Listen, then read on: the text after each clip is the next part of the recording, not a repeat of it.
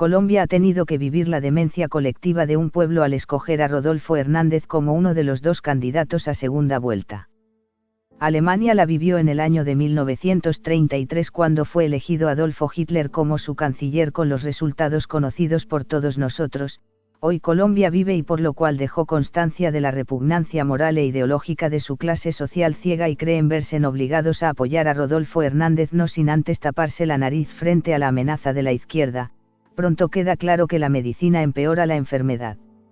Esto ha estado encubriendo a una legión de mediocres, chiflados y psicópatas de todo pelaje capaces de inspirar lo peor de una sociedad que, por su parte, encentara vida de ser hechizada, ultrajada y dominada por una clase social carcomida por la corrupción que ha gobernado durante más de 50 años, de la misma manera han planteado como su salvador puro a Rodolfo Hernández, que es la antipolítica porque no sabe qué es la política, la incultura total al no haber leído un libro en su vida. Su política de anticorrupción es un descaro total, al llamar que con la justicia se limpia el trasero, es un candidato imputado por corrupción y acoso laboral. Inexplicablemente el sistema electoral lo dejó inscribirse conociéndose previamente las imputaciones y que ya está llamado a juicio. No tiene descaro en haber plagiado el programa y eslogan del presidente de México López Obrador. Su campaña política en pocas palabras es el caos total. Según él, el ideal de las mujeres es que se queden en sus casas criando los hijos. ¿La educación para qué? Dice que sería más barato vender las universidades por lotes. Él mismo confesó que es un atraco vender lotes de 5 por 8 metros cada uno a 100 millones de pesos y que es una delicia exprimir a los hombrecitos durante 15 años que cada uno son miles de vaquitas de leche. Se jacta cínicamente y sin sonrojarse que es un usurero, quiere su propia estructura de financiamiento de Estado. Ofrece soluciones incoherentes como importar alimentos para acabar el hambre en vez de fortalecer el campo y renegociar los tratados de libre comercio. En temas ambientales desconoce qué es el Tratado de Escazú y no responde sobre el fracking. A los profesores los demerita diciendo que es mejor contratar profesores del extranjero. Respecto a las Fuerzas Armadas, la pensión debe ser igual para todos a los 62 años, a trabajar. A veces, el destino se permite jugar trágicamente con los hijos de un país acunándolos en la ilusión de una serie infinita de felicidades y permitiendo que un inculto y déspota se convierta en presidente y pueda manipular las palancas de la gran máquina de la historia. Quienes hoy viven en Colombia deben asumir sin excepción la responsabilidad por los horrores del periodo de violencia que ha vivido el país. Es algo que nadie puede evadir con su responsabilidad individual en la violencia vivida. Y que se preparen, porque si gana el exalcalde de Bucaramanga en segunda, quedarán todavía más desencantados porque han dejado crecer a un candidato como Rodolfo Hernández. Ustedes son los responsables del caos que vivirá Colombia durante los próximos años. Bien resume un ciudadano preocupado, que, a pesar de todas las pruebas de corrupción evidenciadas en documentos y vídeo, también de lo grosero y déspota como se expresa Rodolfo Hernández, los colombianos que piensan votar por él son como si le vieran la etiqueta en un frasco, roja y grande, expresando alto peligro, pero que por alguna extraña razón se lo quieren tomar.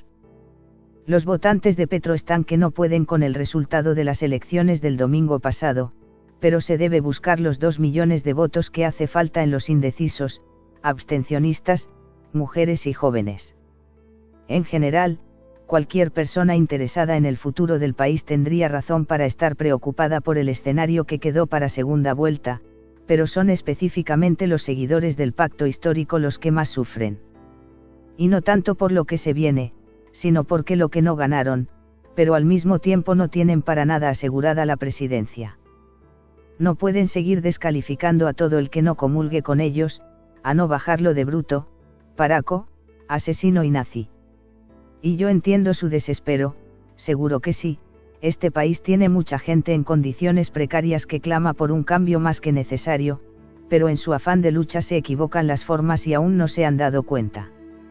Y no falta el que afirme que esa actitud proviene de los seguidores de Petro y no de Petro mismo, pero es mentira, él no ha hecho mayor cosa para desmentir y calmar a sus fanáticos más recalcitrantes. Se creyeron el cuento de que son fuerza, y vaya que lo son, y están que no pueden de la superioridad moral.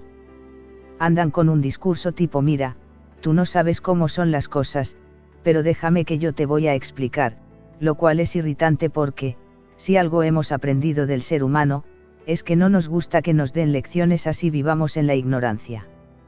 No han visto a los niños en el colegio. Tienen que obligarlos a ir porque de lo contrario se quedarían en algún parque jugando con una rama. Pues bueno, los adultos somos igual, nos resistimos a salir de nuestra comodidad y a cuestionar nuestras creencias. Sin embargo, ellos insisten en andar repartiendo lecciones de vida como si el carné para vivir del lado correcto de la historia, como afirman ellos mismos, se los hubiera expedido el mismísimo Dios. Y sacan pecho porque a Petro lo apoyan filósofos checos, músicos, rusos, artistas conceptuales africanos, el mismo Residente, intelectuales de renombre que a la larga no suman en las urnas. Hasta sacaron una lista extensa con todos los nombres como si eso los hiciera mejores personas.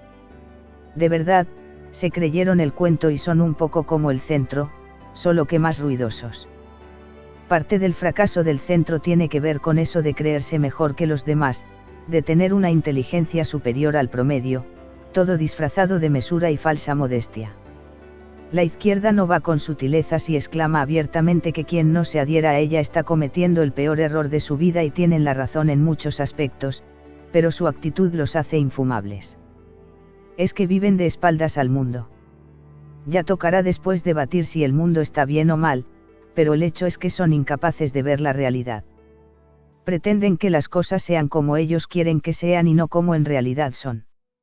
Son esos mismos personajes discutibles los que echaron a andar el cuento de que iban a ganar la presidencia, por eso están entusados. E insisto, lo hacen a la brava, tratando de convencer al resto a la fuerza. Esa mezcla de fanatismo y bienpensantismo los tiene tan ciegos. Tampoco se culpe del futuro del país a los jóvenes que realizan contenido digital con pedagogía responsable, algunos de ellos son periodistas o abogados. Es inmaduro e irresponsable culparlos de que los alternativos de centro no se hayan decidido o de irse a la otra campaña de Rodolfo Hernández. Afortunadamente últimamente Petro ha tratado de encaminar la campaña hacia la economía, prueba de ello nombró una comisión asesora encabezada por la gran economista Cecilia López. Realmente es el tema crucial para ganar las elecciones porque los colombianos requieren de soluciones para la tranquilidad y bienestar social y no que les mencionen en los eslóganes que los quieren mucho. Para asegurar su triunfo debe evitar palabras dudativas en los eslogans de campaña como esperanza, futuro. Estas son palabras desacertadas y que generan incertidumbre y que le indica al universo que debemos seguir esperando. Tampoco utilizar palabras que indican pasado como histórico porque se relaciona con algo que ya sucedió. Recordemos que el pasado es pasado, pero eso no quiere decir que debamos pasar la página de los conflictos, sino más bien enfocarse en las soluciones. Repetir palabras como los nadies no es conveniente, pueda que existan esas palabras en etnoeducación, pero eso de repetir palabras de aspectación negativa que ningunean o revictimizan es una falta de respeto para la sufrida población que necesita ayuda en su progreso económico y desarrollo personal. La palabra futuro en los eslóganes generan incertidumbre. Se deben utilizar expresiones de verbos de acción como transformar, crear, prosperar, e incluir a la población en la participación de cambio. Un eslogan ideal sería, juntos cambiamos a Colombia. De acuerdo con el científico Tesla, todo es posible, se aplica en la vida real. Colombia puede, ese eslogan es acertado y conveniente. En general, el uso del poder acertado de las palabras es vital para ganar.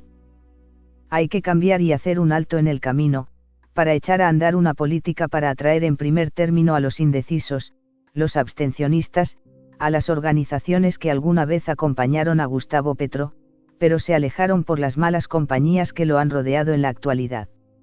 Al grueso de la ciudadanía que son sanos y que les han lavado el cerebro con cuentos dignos de una telenovela de terror y miedo por parte de los partidos tradicionales, los cuales dicen, que Petro lo apoya la guerrilla, que si gana la gente se va del país, que Colombia estaría peor que Venezuela y muy bien lo ha dicho el presidente de México Andrés Manuel López Obrador, se refirió al candidato presidencial colombiano Gustavo Petro. El mandatario mexicano se solidarizó con el líder del pacto histórico por la propaganda y guerra sucia que se ha montado en su contra. En primer lugar, el presidente de México le envió un abrazo a Petro, interrumpiendo el análisis de una encuesta de favorabilidad. El grito de todos los colombianos de bien es uno solo: colombianos, salvemos la patria por una política de integración nacional, de bienestar económico y de paz. No más gritos de guerra. Colombia puede. Petro, presidente. Herman Lozano, director. El Criterio. Escríbenos, elcriterio@gmail.com. Suscríbete al canal, dale me gusta, comparte el vídeo. Salvemos a Colombia. Gracias por tu atención.